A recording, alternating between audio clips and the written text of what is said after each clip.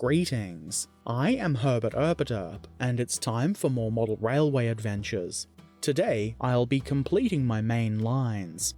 It has unfortunately taken a fair while to get to this point, and I ended up having to order points from the UK, and of course now they're back in stock here in Australia, which is just how it goes, isn't it? Anyway, I've got the ends of the oval and the main line points and their associated machines installed, and it's time to complete the loops. Before I start, it's probably worth mentioning, again, that I'm not an expert on this kind of thing. It's the first time I've ever done this, and I will be making mistakes. But maybe you can find this helpful anyway. The first thing I did was to mark out roughly, but not too roughly, where the rails will pass over the join in the boards. This is so that I can put some screws in. These screws in particular, they seemed like they would do the job. The important thing is that they're flat on the top. Then I figure out how far back from the edge I want them to be installed. They do have to have some wood to dig into and be held by, which is probably stating the obvious, so we don't want them to be right on the edge of the board, but not too far back either. You could probably do this well enough without putting down any markings, but I figured it would help, and it did. I then drill the screws into place. I don't want them to go all the way down into the wood, and I've estimated the height I want with the drill. We want the bottom of the rail to sit on or just above the top of the screw, with the sleepers sitting properly on the track bed. I make minor adjustments with a screwdriver. It's probably obvious that using a screwdriver will give you finer control to make small adjustments. You can see here what the goal is, and it's probably obvious to most of you who know about model railways anyway, but the bottom of the rails need to sit on top of the screws, which, as you can see, have all been installed. One screw for each rail on each board. I then prepare the track by cutting it to fit and removing the sleepers in the section that will cross over the screws. This is a great time to test fit and make any adjustments to the screws you might need. The way I'm doing this, I want one single piece to bridge the entire gap, so I cut the tracks as precisely as I can. This will basically make it impossible to slide the tracks together horizontally, at least on one end. I get around that issue by putting track joiners on one end and sliding them down the rail so they're out of the way. Then, when the track is glued down, they can be slid back up the rail to make the connection. Before gluing the track down, I add some wiring. You don't necessarily need to add power feeders here, but it made sense for me to do so. It's kind of messy the way I've done it, by wrapping the wires around the screws, but I figure it's going to look messy anywhere I add feeder wires, so I might as well do two messy things in one area. These wires will probably be hidden either with ballast or a level crossing or something here, so it shouldn't look too horrible when it's completed. With that done, it's time to glue the track down. As before, I'm using the Gorilla wood glue. You can see the tracks fit together pretty tightly here, which is obviously a good thing. I'm using a small file to shove the rail joiners along the rail so they connect. It's a bit fiddly, but not super difficult. I would suggest not using pliers or something that squeezes the rail joiners to do this. You might loosen their fit, and then they would be less effective. Anyway, glue down however many tracks you've got and let it set. If this was to shift around while doing the next step, I suspect it would be annoying and bad. And now, it's soldering time. I am not very good at soldering, and it seems I'm also not good at videoing myself soldering, so it's kind of hard to see what I'm doing, but I think it should be obvious. I'm soldering the rails to the tops of the screws, and the wires get soldered too. We do want them to stay there. It's probably not a good idea to put any solder on the insides of the rails, but I did anyway. Just a tiny bit in some areas, and mostly because a couple of the rails weren't centered over the screws. I tested to make sure that the wheels would go over the soldering. I would imagine it's a good idea to make sure everything has cooled down before trying this. If you are going to be doing this the way I've done it, it's time for safety glasses. No, safety squints are not good enough.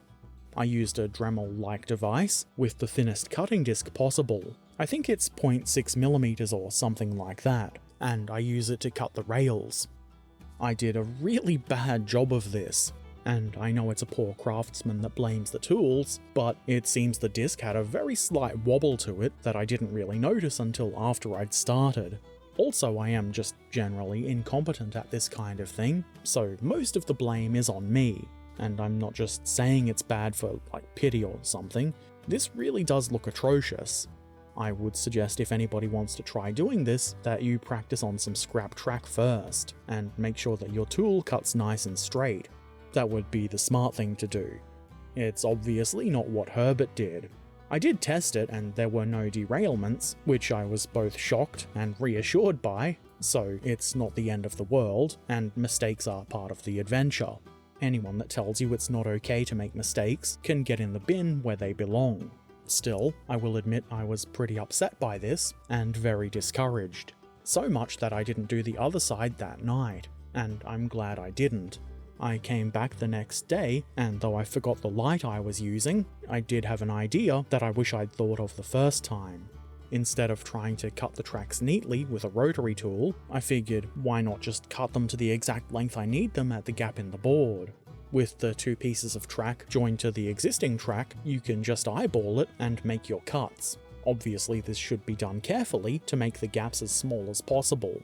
It is a little bit more work, and you might have to do a bit more tweaking of the screws to make sure they're as close to perfect as you can get them, but it's not that bad.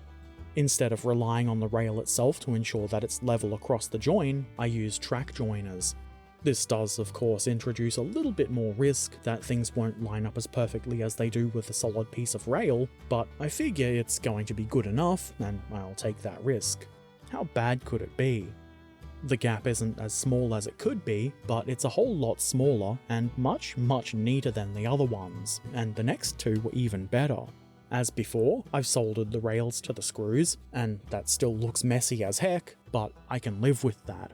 You can also see there's been some melting of the foam track bed and sleepers, but I can live with that too. When doing this, there is certainly a risk of soldering the track joiners together, so it might be a good idea to have the screws a couple of millimeters further back.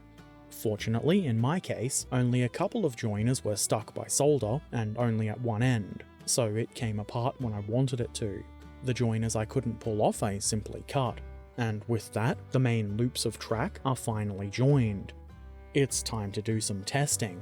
I've deliberately coupled this Dapol B set together incorrectly because I think it's funny, and I had my little pannier tank pull them around the track, mostly because it's the only locomotive I've got so far. I'm not really surprised that it worked over the nice, neat gap. I was, however, shocked that it handled the awful, messy gap with absolutely no issue. So that's nice, but I am a bit suspicious. I tested all the tracks because, gotta be thorough, with the outer track on the messy side being the worst. And I was absolutely expecting a derailment here, but no, it never happened. I'm not saying that it won't happen, but it didn't today. I am absolutely considering tearing that out and redoing it, but it will take a lot of work, and I just didn't have the time. I guess I could have just pretended that I did it right the first time, but I feel like it's not the worst thing in the world to share mistakes like this. It might be a little bit embarrassing, I guess. Not for me, I don't care. But I've learned from it, and maybe somebody else can learn from it too. I'm thinking I might cover those gaps eventually, either with level crossings, or, more likely, a road bridge. All of that is still stuff that I need to ponder on anyway, and there's plenty of time for that. Bar some possible relaying, that's the main track done, so I'm quite happy about that. I think the next step will be to properly wire up the power. In this video, it's just running off the wires on one side all twisted together, which isn't really ideal. I'll also wire the point motors in at the same time. For those interested, I'm going to be starting on some structure and wagon kits in the near future, and I'll probably do at least some of those on a live stream. But that's it for now. If you have any questions or comments, feel free to put them in the comment section below.